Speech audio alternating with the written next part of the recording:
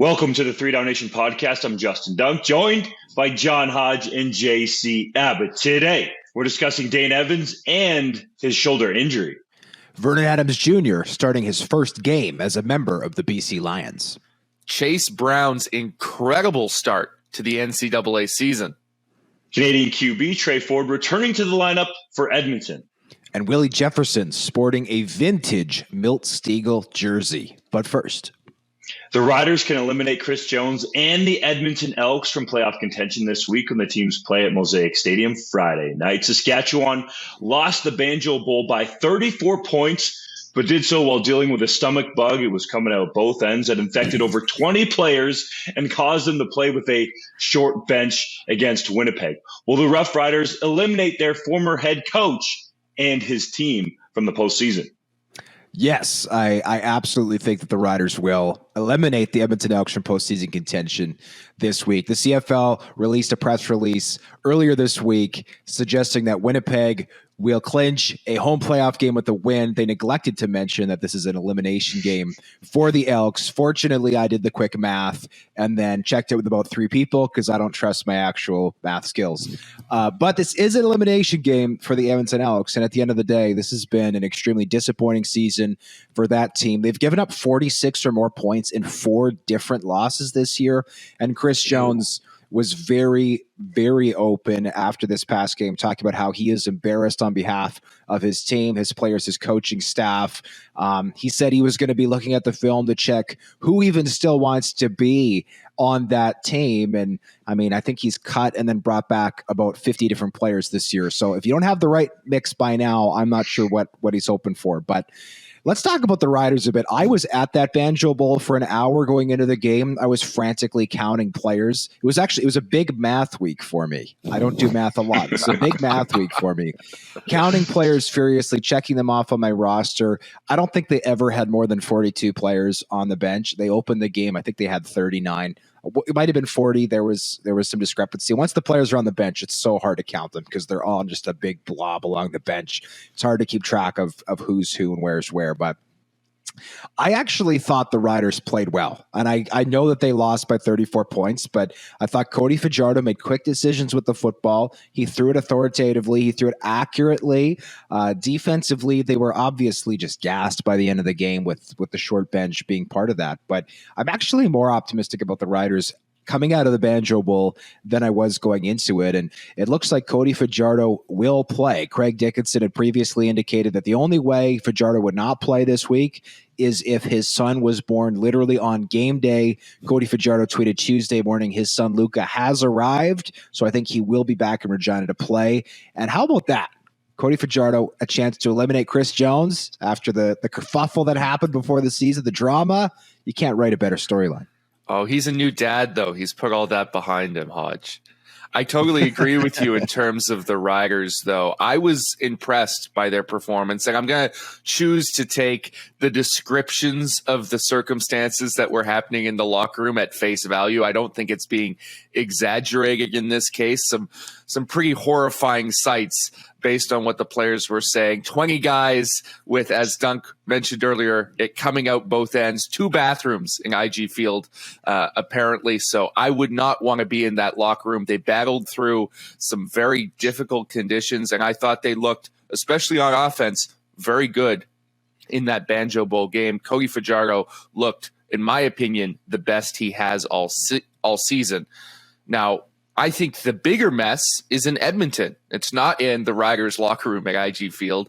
It's with Chris Jones's organization, because I look at what Edmonton has done this year, and you know all the turnover that has happened. I think they're well over 100 player transactions at this point for the season, which is a remarkable number.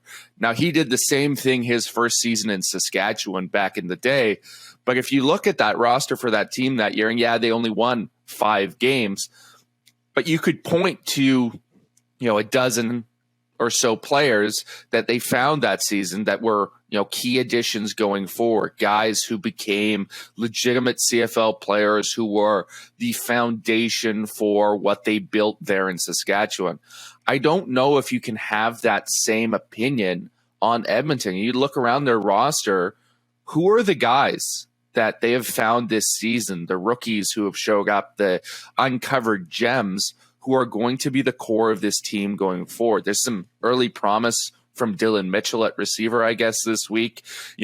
Kevin Brown at running back, if you think that position is important enough to be a foundational piece. But other than that, and especially on the defense, which is supposed to be where Chris Jones does his best work, there's not a lot of guys that have put their stamp on this season saying, hey, I'm going to stick around. I'm going to be a legitimate CFL player. And so the turnover continues, and you can't build a consistent winning roster that way. Definitely not. And the surprising part to me is that Chris Jones has not found a pass rusher yet with all of these transactions. That's typically what he's done when he's had all these stops, even head coach or defensive coordinator. And one of those guys that he developed while he was with the Rough Riders was AC Leonard. And I asked him flat out at practice this week if the Riders were talking about or if they knew that they could eliminate the Elks from postseason contention. And he had a very short and focused answer and said, we know. So they're clearly talking about it in the Saskatchewan locker room. And there's a lot of people in Rider Nation that want to see the Riders go 3-0 against Chris Jones and end his postseason chances at least in 2022. Now, I think where the discussion should go with Jones and the Elks is, does he deserve to be there for 2023? If there is nothing foundational, JC, other than what you pointed out with a couple of players, should he be back there? Because to me, you really can't look at many positives with this team. The only one that jumps out, and I'm biased in a sense toward this position, but is Trey Ford. He flashed a little bit before that shoulder injury. He's back on the active roster. I really hope they take a safe approach and don't rush him back, because this team is a mess and you don't want him to get that losing culture ingrained in him. But I think we need to definitely look at Jones in the future with the Elks, especially after this disastrous season, and especially if they lose to Saskatchewan on Friday night and really don't come close to the playoffs. That team that he took over when he came to Saskatchewan was much more competitive in his first year than this Elks team has been. That's the major difference to me, is you could see the competitiveness in that team. They were close to getting more wins than the 5, I believe, they got when he was in his first year in Riderville. Yeah, and I mean, we've talked about the lack of young players. Mike Thomas is really the only young defensive player who's broken in this year. He's got 2 sacks and about 10 starts as a defensive end. It's not impressive. He hasn't flashed really to me. Enoch Baconzo, I think, has looked pretty good. He was the 4th overall pick of this year's draft at weak side linebacker. Maybe that's a guy you point to, but like this defensive core, like you've got Ed Gainey, you've got Deron Carter, like you've got lots of guys who are in their 30s still starting in the secondary, and that's not really a way to develop, your defensive talent. And then you look at Nafis Lyon and Thomas Costigan, who they traded away. Well, those were 2 up-and-coming defenders, so you could maybe build around a little bit. And they shipped them out of town, bringing back Avery Ellis, who's older, right? Who's already been in this league 5-6 years. It's not going to get any better at this point of his career. So, I find it interesting. When Chris Jones was hired, I remember the board stressing repeatedly that he was here for the long haul and that he wasn't going to leave, because I think that was the concern from a lot of people at Edmonton. Maybe the concern now from fans in Edmonton is that Chris Jones is going to stay. Because if you look at that crowd, even for that Labor Day rematch against Calgary, it was sad, guys. And frankly, it's concerning to me to look at Edmonton that used to perennially lead the CFL in attendance. I think they led the CFL in attendance for something like 25 of the last 30 years, till Saskatchewan took over the last few years. It's concerning to me to see that building empty. And frankly, they should make any changes that they feel they need to make to get that building full again, because that team stunk in 2021. Guess what? They stink again. Here's my concern, though, with Chris Jones. And to be clear, I don't think he should have gotten this job to begin with in Edmonton.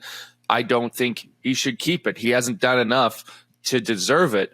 But if you were to get rid of Chris Jones, who wants to take over that situation? Because he's decimated that roster. Like we said, there's no foundational pieces. All that turnover, you've got someone who would have to come in and start from absolute scratch, right?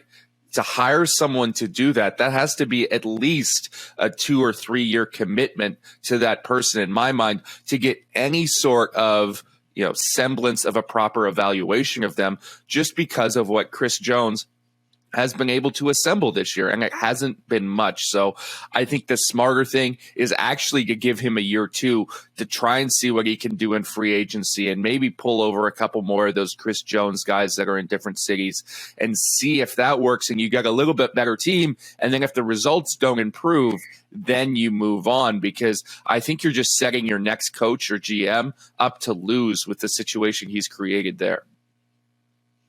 It can only get worse under Chris Jones, though. He's already tried to pull some of his guys over there. And if he's going to grab any more of those guys in free agency, Hodge alluded to it, those are older players. I think there are a number of head coaches in the pipeline. Mark Killam would be one of them. He's from Alberta, who would love to take over that situation. And with a competent GM, let's say he brings Brendan Mahoney with him, who is the assistant GM right now in Calgary, that as long as they got guaranteed contracts for multiple years, would want to go into that situation where they could rebuild the roster their way and get rid of the Jones guys, because there's not a lot of long-term contracts in there with the Elks. So I think in a way it can be an attractive situation if you're given the chance to rebuild. And I just don't think Jones has shown those signs that you want to see. And he's not going to use the word, but from a rebuilding team where you have a couple at least dudes to build around on either side of the ball.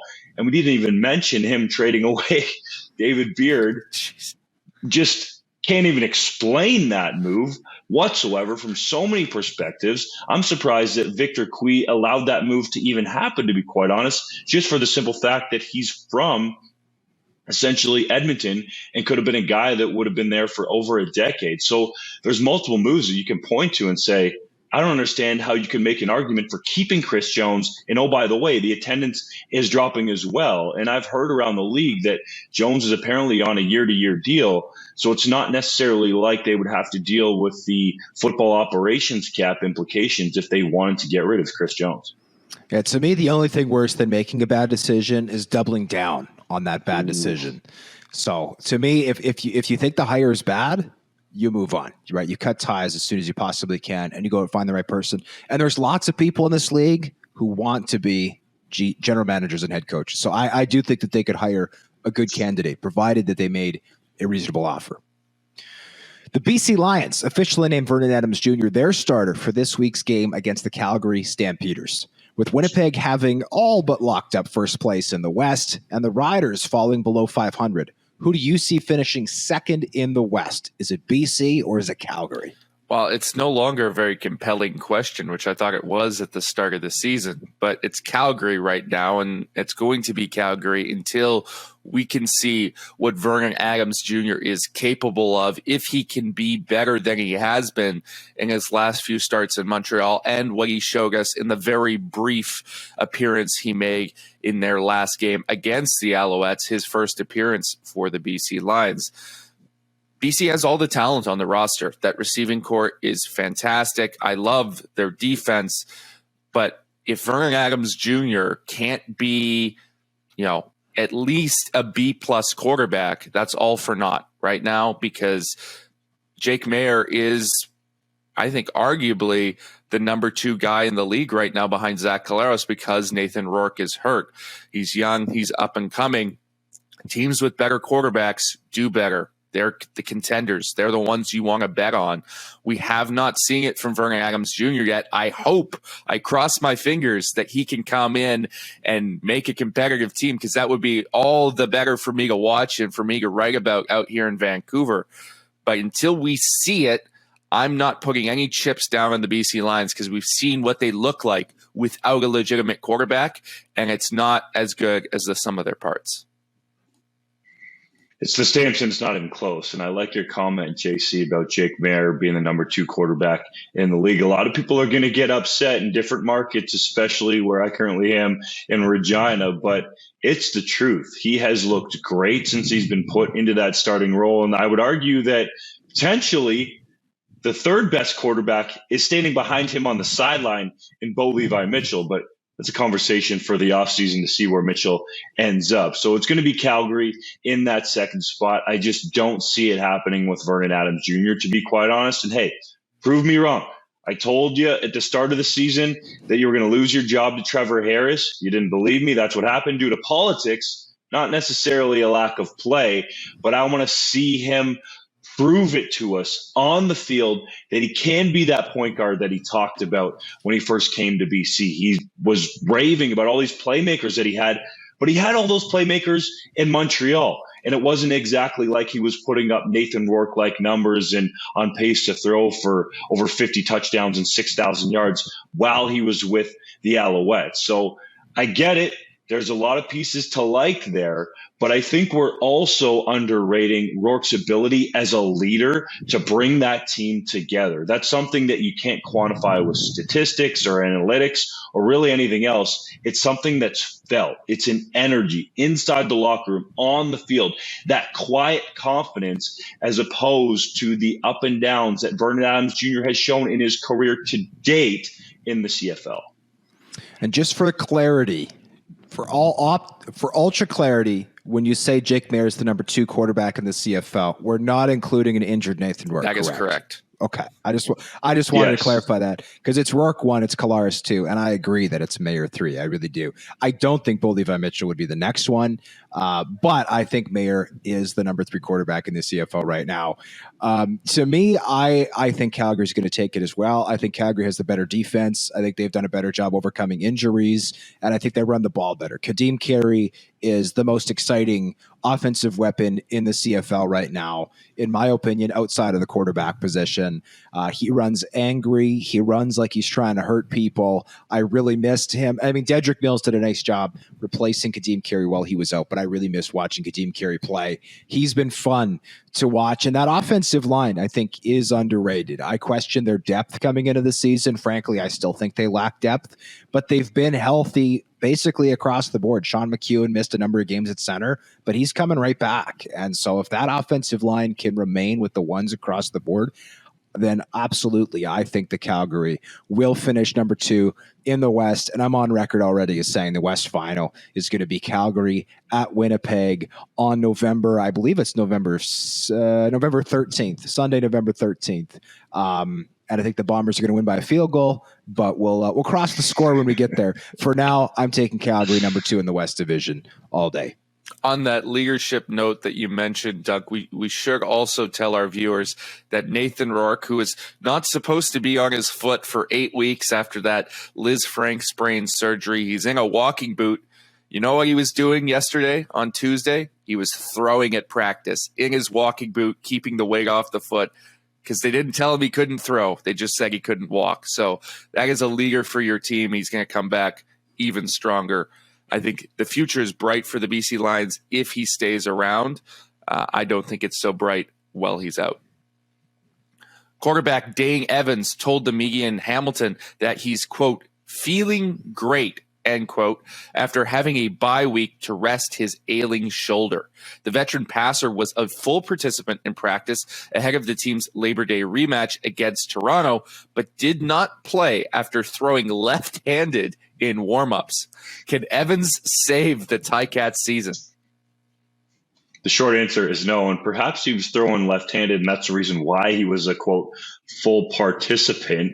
Again, another reason I think some of these injury reporting designations are bogus, but credit to our Bob Buttram for getting a photo of him to end all of the rumor mill. He was actually throwing left-handed on the sidelines at Labor Day. Full credit to Buttram. But no, Dane Evans cannot save this season. This season is over for the Ticats, okay? There's a major difference between Orlando Steinauer, the head coach. He is a great motivator, and Orlando Steinauer, the president of football operations, because if he's not going to admit it, we're going to lay the decision at his feet to choose Dane Evans over Jeremiah Masoli. Now, imagine if Masoli was still in Hamilton. Maybe that shot from Garrett Marino doesn't happen on the knees, not up for the season, all the rest. Anyways, it was his decision at the end of the day. So he needs to own this. And in my mind, he has been very terse with some softball questions, to be quite honest, because he's not getting the fastballs that come at Craig Dickinson on the daily in Regina. Okay. And he's not liked it. I think he needs to deal with this better. And he's not used to dealing with these losses piling up because he's used to having 15-3 seasons or, decent seasons and then going to the Grey Cup back-to-back years, not awful seasons where they're in a struggle to not finish in the basement of the East Division. So I would like to see Steinauer more poised and not necessarily accepting, but understanding that the media has a job to do too. And if you're not playing football, winning football that is, people are going to question you. People are going to analyze you in a smart and professional way. It's not a shot at you, Mr. Steinauer. It's you control the narrative. If your team wins football games, you're a great coach. You win the awards off the field and get to great cups. If you're not, there are going to be people who question what is going on. And I think that's only fair in Hamilton right now. Yeah, I also think that the Ticats season is all but over. I'll give them this week. They're hosting the Blue Bombers. And obviously the Blue Bombers are the best team in the CFL. They're 12-1, but this is also a Blue Bomber team that I thought got outplayed by the Edmonton Elks at Commonwealth Stadium. I thought they got outplayed by the Ottawa Red Blacks week 1 at IG Field. And they darn near lost to the Toronto Argonauts at BMO Field. Had Boris Beatty not missed that convert, that game goes to overtime. So to me, I do think that this Bombers team is vulnerable. Again, I think they're the best team in the league, but I don't think they are unbeatable. If the Ticats can pull this one off, I'll give them some benefit of the doubt. But when you look back at the Ticats record over the last month, I mean, the last 5 games, they're 1-4, 3 losses to Toronto, 1 loss to Montreal, and 1 win over the Argos. This is a team that had full control of their destiny after starting 2-5. And they're now 3-9 and staring down elimination down the barrel of a shotgun over the next couple of weeks because, of course, they are no longer in control of their destiny. They've got Winnipeg. I got their schedule here. Then they're at Montreal. Then they have to play against West Division teams who are still going to have something to play for. They have Saskatchewan and Calgary. And over the last 2 weeks of the year, they've got Ottawa back-to-back. And by that point, it's possible that neither of these teams will have anything to play for, depending on whether or not Toronto and Montreal continue to win. So if the Ticats win this week, if they beat the Blue Bombers, I will give them some benefit of the doubt. But I still have a lot of questions about either the injury reporting out of Hamilton or the status of that shoulder. Because frankly, listening to Dane Evans talk about how great his shoulder feels, I have a hard time buying it. If it was so bad that you couldn't even throw right-handed, we're talking like 10 days ago, and now it's at 100%. I'm not a doctor, nor am I a quarterback, so maybe I'm wrong, entirely possible. But I'm just saying, that doesn't smell right to me as someone who gets paid to think critically and ask questions about what he's seeing from what is, at the end of the day, not a good football team right now. I don't know, guys. Maybe Dane Evans was just throwing left-handed because clearly his right arm's not good enough, right? He's shown that he's shown us nothing this year to indicate that he should be the future in Hamilton, which pains me to say because I liked him coming into the year, but clearly he's not the guy to right this shit. Unfortunately, Matthew Schultz is hurt, the backup who has outplayed Evans and I believe would be starting if not for that unfortunate wrist injury. But I've said it again. Why was he even on the roster as a third stringer if he's throwing left-hand? It makes no sense. And it comes back to this sort of systemic failure that seems to be happening in Hamilton of just questionable roster decisions, right? That's an extra body that you can put on the field. That can help you somewhere. Dane Evans was not going to help you left-handed. Not that he's helped you at all this season to begin with, but he's certainly not going to help you throwing left-handed ducks, even if you get to the situation where you guys stick him in the game, right? That's just a recipe for disaster. Throw a receiver in there and run a wildcat in that case. Like, do not put Dane Evans on the field left-handed. Do not have him in uniform. I do not know what's going on in Hamilton. They've been, in my opinion, the most disappointing team in the league this year because they have some talent on that roster. We know what that coaching staff has done in the past, but they've underachieved at every level, and there's got to be some changes in that building going forward. I think you guys are being. I think you're being a little harsh on Dane Evans. I don't think he's been awful. I think he struggled at times. He's been terrible. I don't think he's been terrible. He's thrown too many interceptions, but I think terrible. But he has looked good at times. Hodge, I'm not you'd saying be he's able had a to good pick season. him off. Ugh. If we stuck you at DB, you get an interception. I mean, I'm profoundly unathletic. I know, but maybe you're he'd right. throw it right at you. It'd be a gift. Hypercritical and ultra sarcastic JC Abbott is my favorite. JC Abbott. You guys remember that dunk competition with Vince Carter where he threw down all those crazy dunks and then stuck his elbow in the rim? I think it was Kenny the Jet Smith that was yelling, "It's over, ladies and gentlemen, it's over." That's the Ticats season, Hodge. I don't know why you're giving them any chance to make the playoffs. It's over. Moving on. I'm giving them the chance because it's the East Division. That's why. It's the East Division. Anything can happen. But I haven't seen anything from the Ticats to make me think that they can even make the playoffs in the East Division. At least the Red Blacks had a mini heater and have played solid football against the West at times. I understand. You're just being nice. You're balancing us out because JC and I are too harsh on the Ticats right now. Week 1 NFL primetime games averaged nearly 900,000 viewers in Canada. That was more than double what CFL games drew in Week 14. What does that tell us about football viewing in our home and native land, fellas? Well, I want to wait a little bit longer before we really get into the nitty-gritty of the numbers because right, the first week of the NFL season is so unbelievably hyped, right? Everybody knows, everybody's tuning in to watch how their fantasy players are going to do. Everybody's engaged with their survivor pools. I saw so many tweets this past week for people cursing, whether it was, the Bengals. Cincinnati Bengals were a common one, right? Teams that were supposed to win and didn't. I forget who the Giants beat, but that was another one. The Giants. Ooh, Tennessee. Thank you. Saquon Barkley ran all over the Titans. A lot of people were upset with Tennessee. So I think that the first week of the NFL season, right, with that juggernaut that they have that runs not even 300 days a year, 365 days a year, getting people hyped would have inflated these numbers. Because frankly, I didn't think a lot of the games were actually very good week 1 in the NFL. But that said, I do think that it is very noteworthy that it's more than double. The CFL ratings have been respectable this season. I think they've generally been slightly down from 2021, but this is a concerning trend, and it's one that's continuing to grow. The huge growth that the NFL has experienced, and I don't think that it's necessarily at the cost of the CFL because there are different games played at different times, right? The CFL did not schedule a game on Sunday this week for a reason, but I do think that especially with the younger demographics that we're seeing more gravitating to the NFL in our country, this is a trend we have to be aware of and that the CFL needs to be prepared to deal with at some point in the future. I think the reality of these numbers, guys, we have to put them in perspective, is that there's not 900,000 people sitting down watching every single second of the NFL game, enthralled by the action. I think what NFL numbers show us is the power of casual viewership. Because at the end of the day, I think there are probably a roughly equal number of dedicated, intense fans for both the CFL and NFL in this country. But where the NFL runs away is with casual interest, casual viewership.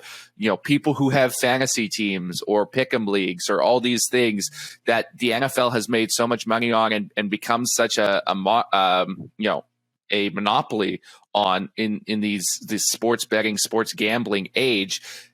People aren't necessarily cheering for one specific team. They're cheering for their receiver who they need to get 25 points to win their fantasy matchup this week. And so when you have games on big networks like the NFL does in prime time, people will put them on. They'll do other stuff. They'll come here. They'll come there. They'll flip between games. And they'll watch a whole bunch. Or the NFL will put a bunch of things on the internet, clips, highlights, virals. People don't have to watch a full game to enjoy the NFL anymore. They don't have to be a dedicated fan. It's gotten to the point where you cannot watch an NFL game and still feel like you are engaged in the fan base that week. So that is where the CFL needs to go to in trying to attract casual viewership, try to engage people even when they're not sitting on their couch watching a game. because it will drive the casual viewership going forward. Now, we're never going to get to the NFL numbers. I think we need to preface this right off the bat. That ship sailed a long time ago. Okay. If you want the CFL to be bigger than the NFL in this country, then you need to, go to your local MP's office and demand more stringent CanCon regulations. That's the only way then that will ever happen. The effect of globalization means that the NFL is going to be larger. They have won capitalism. Congratulations. You are not defeating them anytime soon. Okay. But the CFL can get better at all those other things around the game that make the NFL more casually watchable than our league. And part of that is getting on the big networks, right? Some of these games are on CTV in prime time, right? That is a bigger network that more people are going to casually flick to and end up watching a game than TSN. There's a few takeaways here for me. I'll try to go through them quickly. Number one would be there's only so much time that people have. So even though CFL and NFL games aren't scheduled head to head, that's smart on the CFL's part, obviously.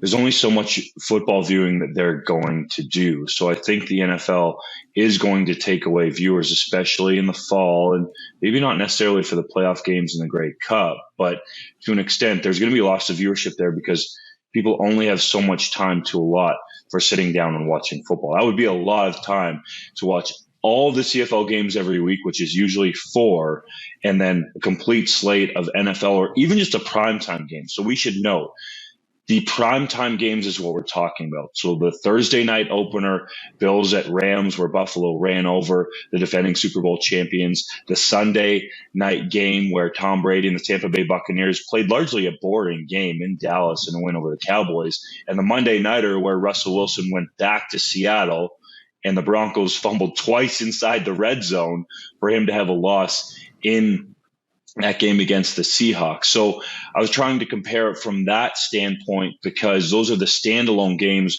but also there's a difference there because the Thursday nighter did go across CTV, but the Monday nighter is just TSN. The Sunday nighter is largely just TSN. So there's a little bit of a difference there, but I think there's only so much viewing time to go around. The other major one to me is sometimes CFL fans, and I see it on my Twitter feed all the time when I post the ratings pieces, talk about, well, where are the streaming numbers? Those are extremely hard to come by, a closely guarded secret.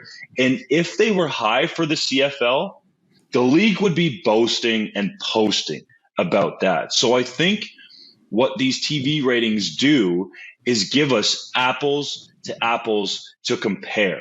So it tells you that the NFL has taken over football viewership in this country over the last number of years.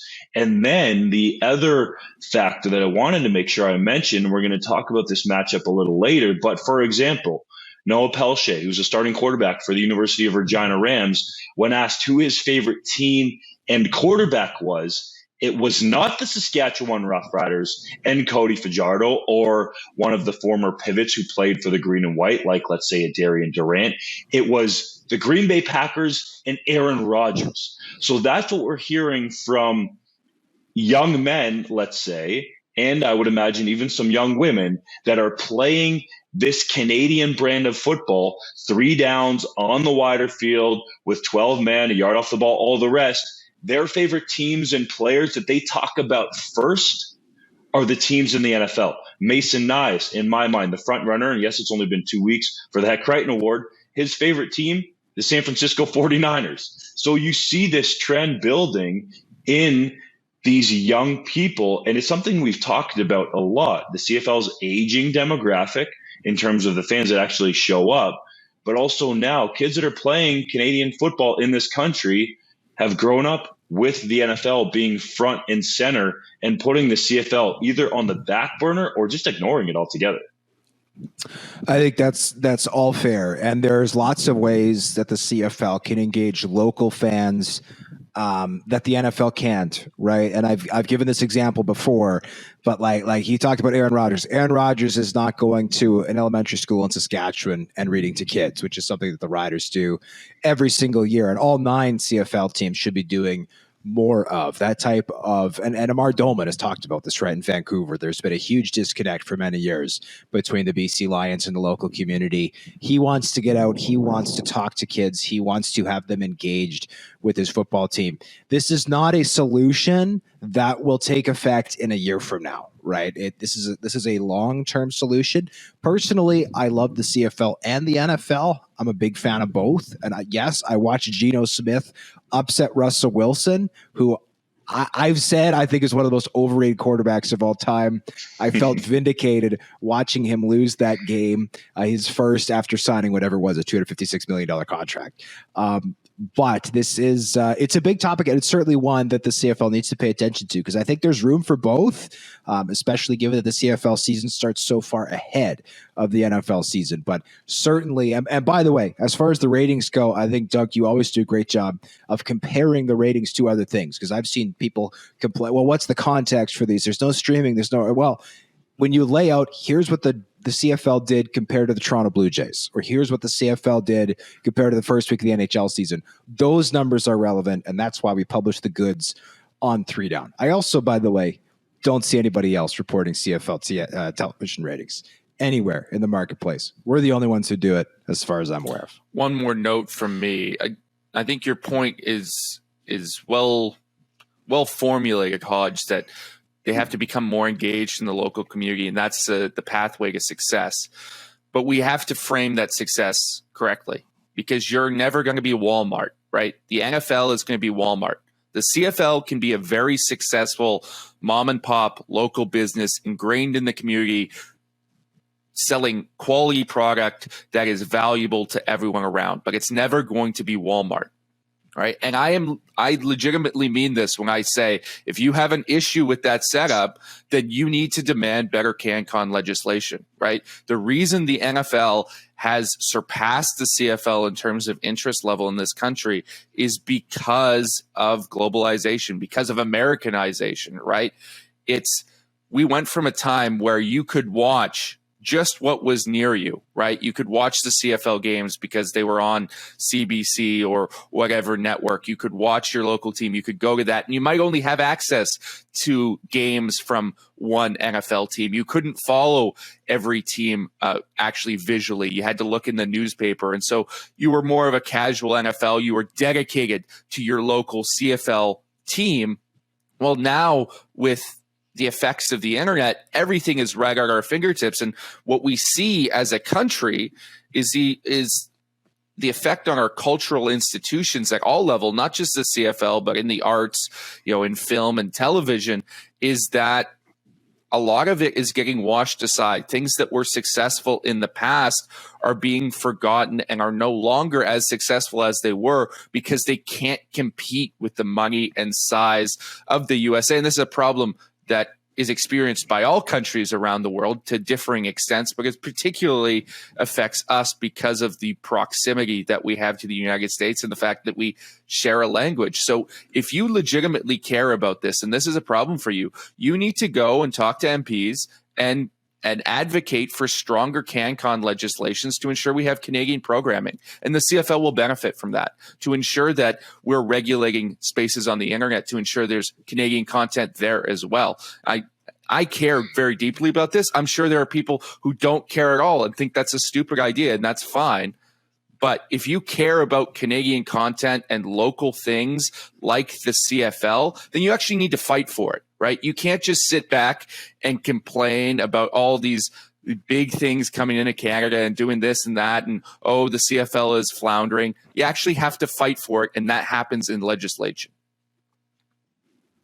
It's a great angle, JC, but the difficult part of it is what you guys have noted with the globalization of sports, not only the NFL, but multiple other leagues. Let's take Major League Soccer, for example. Everyone saw that deal with Apple TV and thought, oh, well, if MLS can get that, then what could the CFL get? But the difference there is Major League Soccer is a global product. There are people, David Beckham, Wayne Rooney, Thierry Henry, that are involved in Major League Soccer that are well known across the globe. And obviously, a large part of that is in Europe.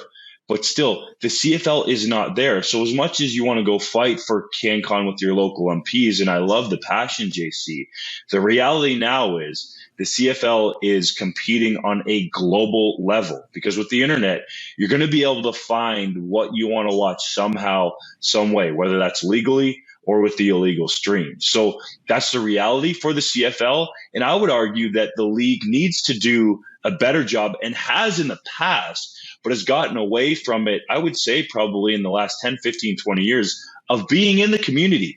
They talk about it, but I don't think we see it as much. I can only talk about some of the stuff that I see mostly in Southern Ontario. But for example, the NFL does a great job of getting their flag football products out across the country. And there was a chance for the CFL to do that at no cost with Football Canada, and they said no because they wanted money for it. So it's simple things that the CFL needs to start understanding, that if you don't command that almighty dollar like Walmart does, JC, in your example, sometimes the mom and pop shop has to give away free samples to entice people to come back there. So maybe pay a little bit more for something that's homegrown, or at least to get invested in something that's homegrown. The CFL needs to get its product in front of as many people as possible, whether they get money for it or not. I understand you're running a business, but if you're trying to entice younger people to get engaged in your game, you got to go and put it right in front of them all across this country, because the NFL now has these regional marketing territories with the teams that are close to the border, and they're going to continue to infiltrate this country more and more, because they see that as advancing their business, just like they're doing in Mexico or in London with all of the games that they've had there. They understand the global approach much better than Randy Ambrosi and his CFL 2.0 idea. Wait, are you guys saying that, like, punters from Norway and Australia and Japanese kickers are not the way to increase interest in the CFL? I, for one, am shocked by that opinion, but anyway, it's time to move on. London, Ontario native Chase Brown finished atop the first edition of the CFL Scouting Bureau rankings and is off to a ridiculous start to his year at the University of Illinois, rushing for 496 yards and 2 touchdowns over just 3 games with the Fighting Illini. If Brown decides to go pro in 2023, will he be in the NFL or the CFL? I think at this stage, it's looking like the NFL.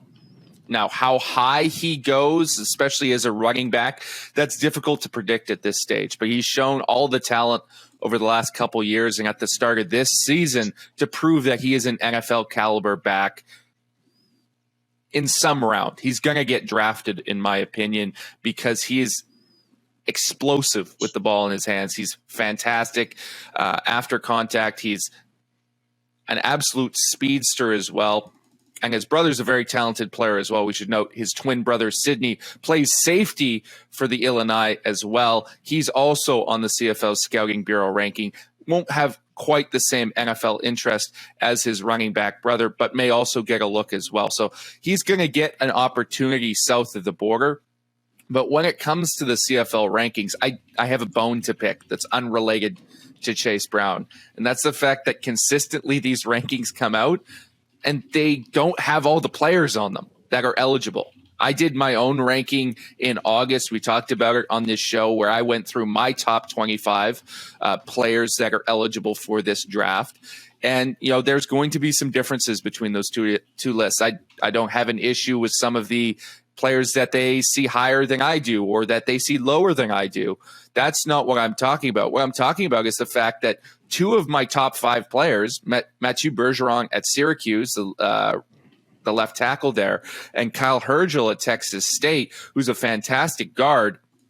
Both of these players were not anywhere on the CFL's top 20, and it's simply because they're listed incorrectly or listed slightly differently on their teams' websites, despite the fact that they have played exactly the same amount of college football as Chase Brown has and have the same amount of eligibility. They should be in this draft, although they have the option to return to school, just as some of these other players on this list do. So the fact that they're not on the list is mind-boggling to me, because we're trying to advertise and market this great Canadian talent. And Mathieu Bergeron arguably could end up being the highest drafted Canadian in the NFL this season, right? There are people talking about him as a 4th-round pick right now. He could rise through that process, and he's not even on your list. That's ridiculous to me. That has to change. And it happens year after year after year where we're just missing guys.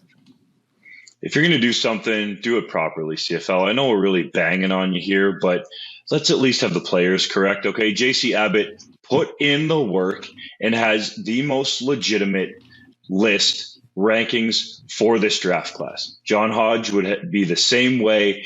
We know the draft very well. You two guys take it to another level. And I would say to the people out there that you need to look and go back to JC's rankings, because this scouting bureau becomes more and more bogus every single year for multiple reasons. This is just the start of it. You have 2 of the best players who are from Canada that aren't even on your list. And then you have guys, and I understand you want to hold your cards close to your vest, where the people who rank this list don't want to rank players too high to show their hand potentially who they like. So I think the panel needs to be rejigged, or just do away with it, okay? We'll do your work for you. We'll put in the actual homework and put out a legitimate list so people can understand who the best players are from this country. I'm really sick of this, man. The CFL does not take this seriously, because over the years, there have been people working outside the CFL office who do not get paid for doing this, but that give names to them that should be included in the CFL draft. Like, that is ridiculous for what is supposed to be a professional football league. Rant done. Chase Brown will be in the NFL. This dude is on pace to go for over 1,500 yards, potentially 2,000 yards. He's getting into that Chuba Hubbard range, and I don't want to put the cart before the horse, but he's at least on that pace where Hubbard went for over 2,000 yards, was a Crichton Trophy, Heisman Trophy candidate. We'll get to Mason Nice in a second. He's probably not going to be talked about in that way because he's playing for the Fighting Illini in the Big Ten, who probably won't have the best record by the end of the season. But dude is a stud, and it shows, again, skilled position players from our country can compete at the highest levels of football, and there's still some American coaches in the CFL that need to know and even better understand that and give these young men the chance in the CFL.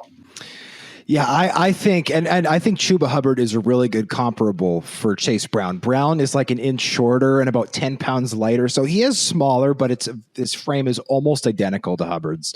Hubbard also had a similar year where on a middling team, he put up a ridiculous amount of yardage. I think he led the NCAA in yardage as a junior. Currently, after just 3 weeks, Brown is the NCAA's leader in carries and yards. He's averaging, I think, 6.6 yards per carry, which is ridiculous. To me, Hubbard is a better straight line runner. But I do think that Brown is a little more shifty.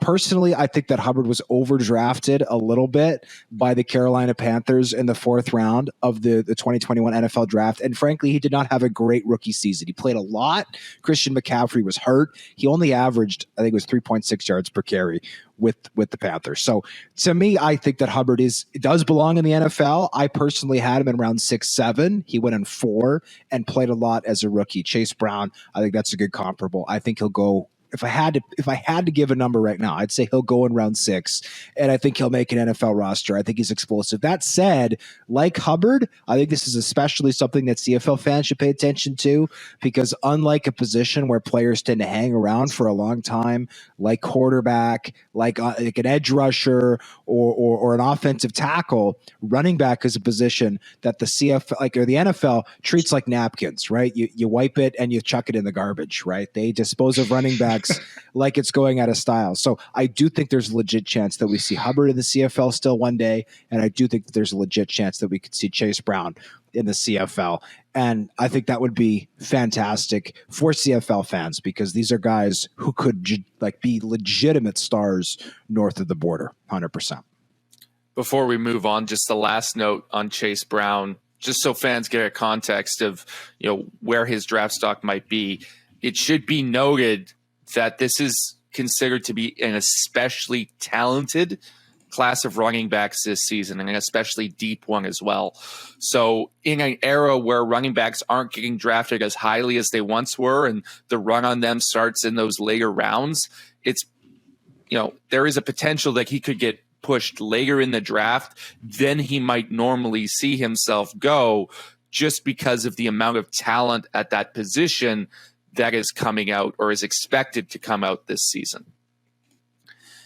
It's football weekend in Saskatchewan, and Dunk, you're in the Queen City as part of the broadcast team for a top 10 U Sports showdown as the University of Saskatchewan Huskies travel down Highway 11 for a matchup with the University of Regina Rams. What players do people need to watch for? First and foremost, it's the quarterback. I mentioned him earlier, Mason Nias for the U of S. He's, in my mind, it's only 2 weeks, a Heck Crichton front runner. The dude has thrown for 7 touchdowns, over 700 yards without any picks, is in complete command of this Scott Flory offense. He's the head coach of the Huskies as well. And Saskatchewan is ranked number 2 in the country, looking to go back to the Vanier Cup for a second straight year. And they've had a bunch of reminders in the offseason as to what they want to do in terms of getting to that national championship again. And then you have the Rams, who are unexpectedly, outside of the locker room, inside, I'm sure it's a different story, 2-0 in the Canada West Conference. Hodge, you saw them in week 1 upset the University of Manitoba, who started season number 2 in the Canada West coaches poll. And they're led by a young quarterback in Noah Pelsha, but more to the point, a stout defense. So if you're watching this game, Ryder Varga will be intriguing for BC Lions fans. He was a draft pick of that squad in, what year are we in, 2022? And he went back to school simply just to finish his degree. But if you're watching the Huskies, there are 2 dudes on defense that you got to keep an eye on. John Leggett in the middle. He's an absolute powerhouse at nose tackle. Apparently bench presses 225 pounds 40-ish times. Guys, that's insane. And Nick Weeb, one of their inside linebackers, a transfer from the University of Oregon, coming off a full offseason with the Huskies, is an absolute beast. I've been around that dude a lot last year and a little bit of time this year. He just has this pro energy about him. He gets it. He could even be a guy that, if he tests very well, might have a low-end NFL shot because of that Oregon pedigree, but he'll be a high draft pick in his year, which is coming up. I believe I got the years right. It's 2024. So watch out for those 2 dudes. And the Rams have a bunch of intriguing guys as well that are either CFL draft picks or could be CFL eligible. Riley Borsman was one for Riders fans to a speedy receiver they have on that side of the ball. So it's an intriguing matchup that's part of this weekend. We talked about it off the top, with the Riders potentially ending Chris Jones and the Edmonton Elks playoff hopes this year.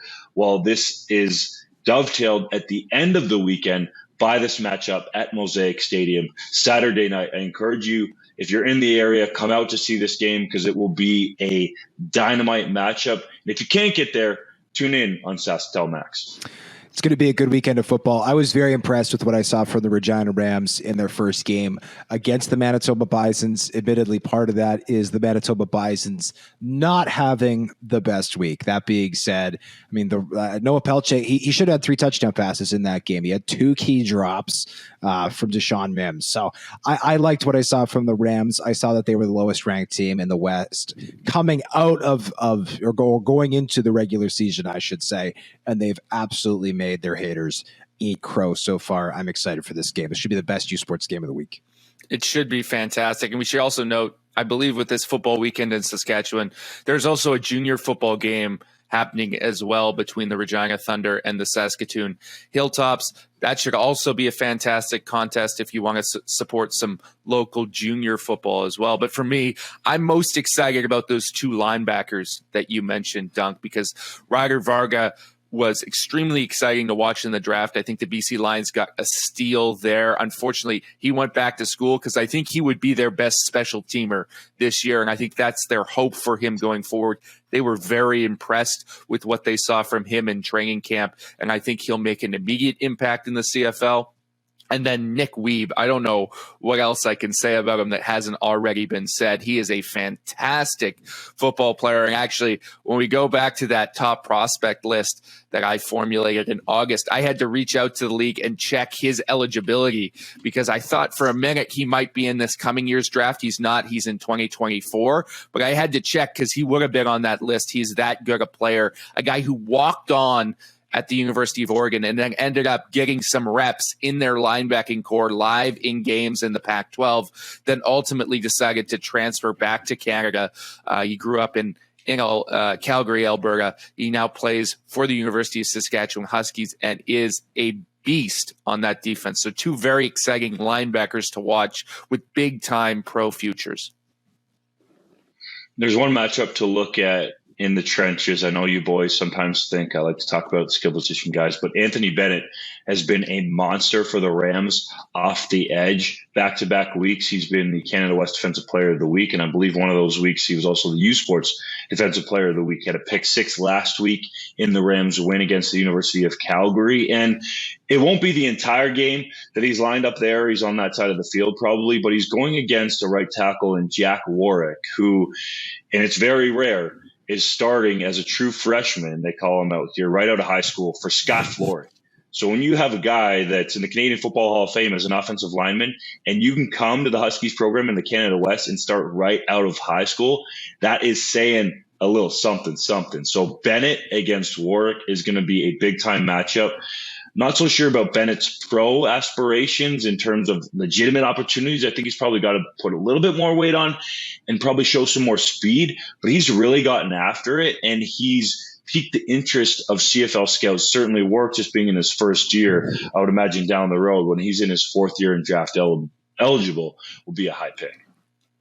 It's now time for Hodge's Heritage Moment. On this day in 1963, the Saskatchewan Roughriders and Calgary Stampeders played to a 4-4 tie at McMahon Stadium.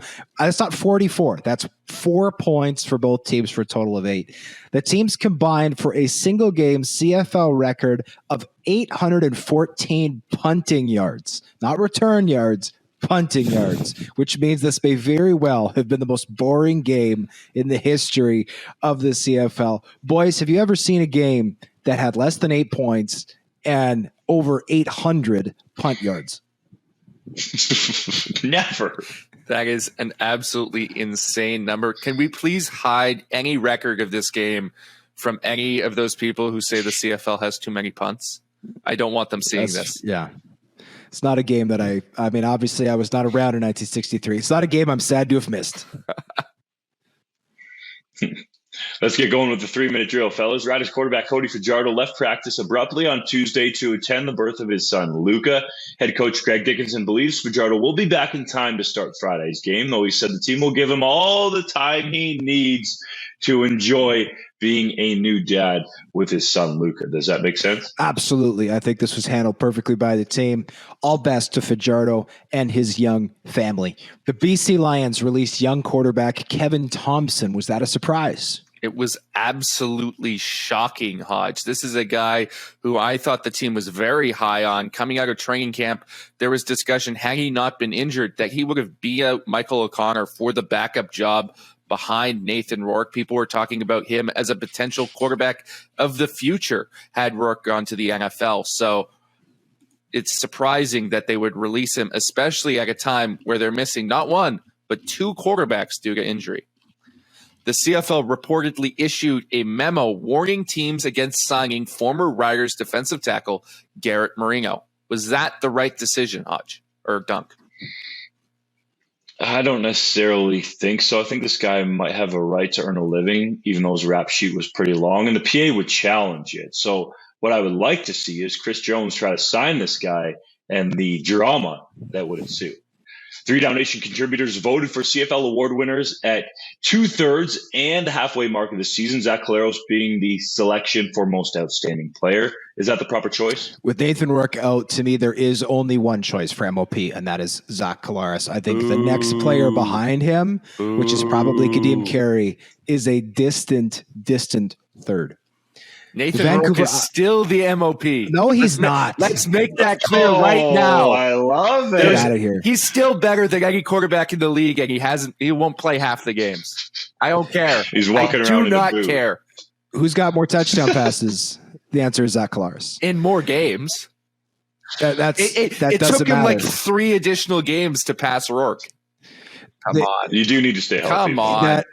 Okay. If by that standard, Most outstanding player. Outstanding.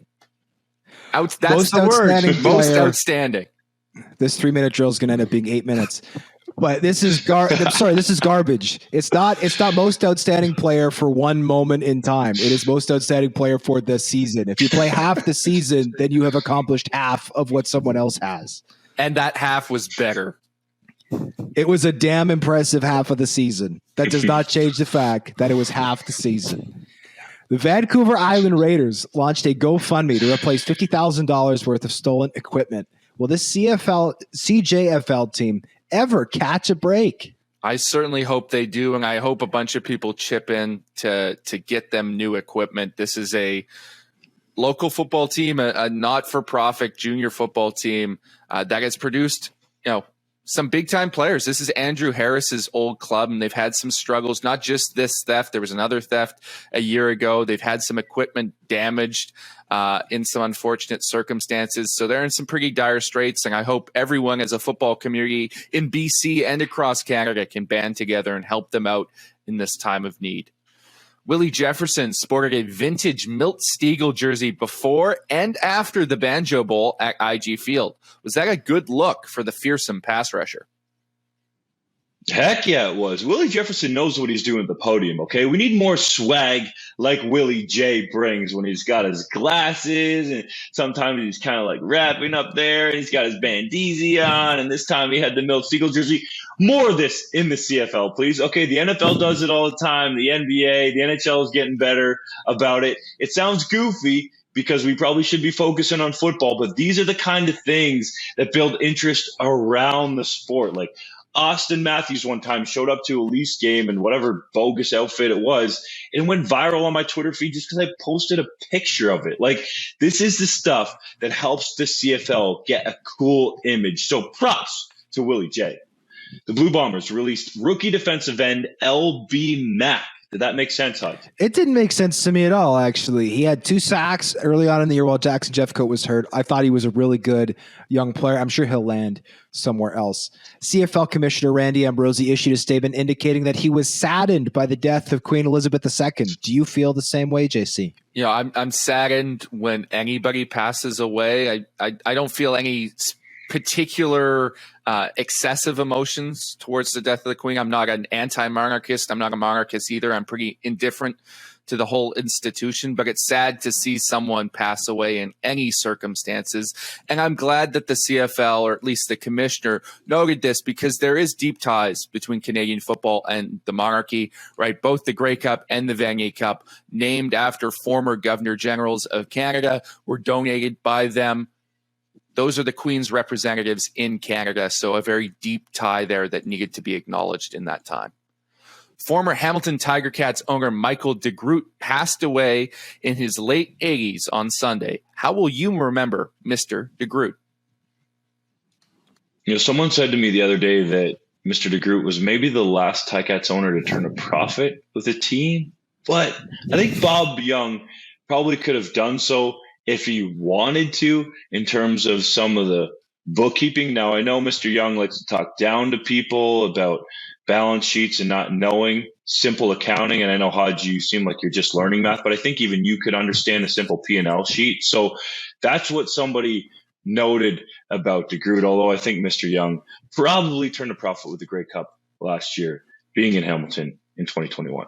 Saskatchewan and Winnipeg wore special helmet stickers honoring the victims of the recent stabbings at James Smith Cree Nation. Was that a prudent move?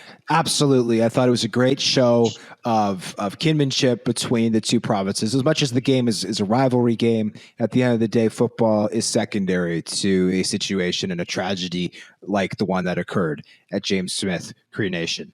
The BC Lions are wearing their Indigenous-themed logo on September 30th against the Ottawa Red Blacks for their Orange T-shirt Day game How do you feel about the logo? I absolutely love that logo. And I know there would have to be some conversations. Obviously, this is a logo designed for a purpose by an Indigenous creator, and you don't necessarily want the Lions to be profiting off that. But if there was a way to solidify a full season long relationship or a formal relationship with Indigenous groups and the BC Lions, and a continuing process in order to make that logo the team's primary logo, I think it would be fantastic because it is a sick look. Canadian quarterback Trey Ford will return to the field this week after missing 8 games due to a shoulder injury, though Taylor Cornelius will remain the starter. Is that a safe call, or should Ford get the start? To me, I think it's a safe call because you want to make sure Ford's back at 100% before you put him out there. And honestly, for the betterment of Ford's future, he shouldn't be back out on the field with this team for the rest of the season, especially if they get eliminated from playoff contention. You don't want to put him in a terrible spot. They traded away an all-star caliber center in David Beard, which is not going to help him either. Kenny Lawler's on the 6-game injured list. And we've seen it multiple times in the NFL, CFL, that if you're in these situations with a losing team, it can be to the detriment of especially the quarterback. So I hope these discussions are being had inside the offices of the likes of Chris Jones and honestly of Victor Cui. I think that guy is very smart. He clearly built a successful billion-dollar entity in the MMA realm, and he knows how to manage people very well. So I think you need to understand that Ford could be a star for you in the future, and what's best for him right now in terms of getting reps on a terrible team might not actually be the best thing in the future. The CFL had its highest scoring week of the season in week 14, averaging 60.5 points per game. My goodness, is that a big deal? I think it is. I mean, people want to see scoring. Yes, a couple of the games were blowouts, but the NFL, I'll say this, had a very low scoring first week. So if people like points, people like offense, I think being a high scoring league is a good thing for the CFL to be. Last one, Montreal Alouettes president Mario Cecchini said Sid Spiegel's estate is not actively looking to sell the team, even after receiving interest from a number of local groups. Is that good news for the Owls? I think Alouettes fans will be happy that there's some stability in the short term, but I don't know. This estate isn't going to hang on to this forever. It's going to be sold, and I'm not sure that telling local ownership groups at any point to go pound salt is a good look for the team. JC, whatever you ate for breakfast today, eat it every single day for the rest of your life because you were straight fire. Make sure you don't miss that fire on the next episode of the 3 Down Nation podcast.